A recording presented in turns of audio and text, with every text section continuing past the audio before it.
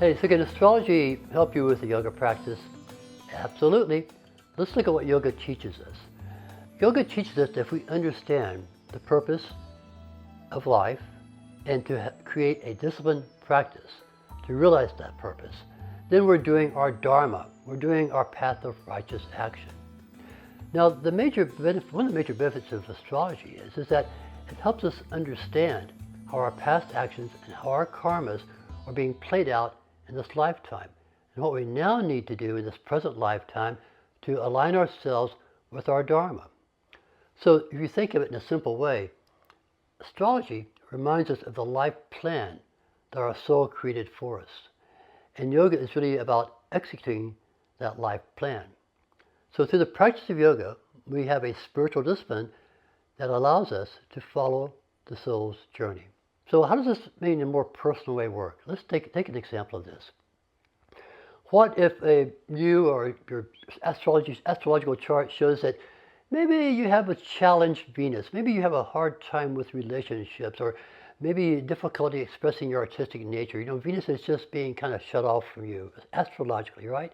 And you can see this in a chart and maybe observe it in your own life. Now, when we see a Venus that is challenged or not as strong as we like it to be, we oftentimes have to work on our relationships.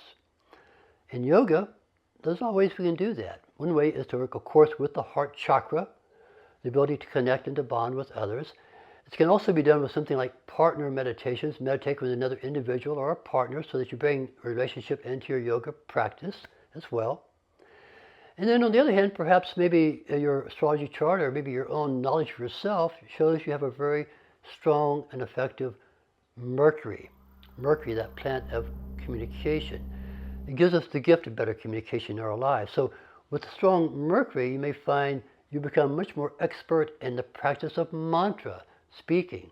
Maybe the expert in reading and writing spiritual scripture, the nature of Mercury. And so if you look at your chart, you understand yourself, say, you know, I have a challenge Venus about relationships, but I have a very good Mercury about communication.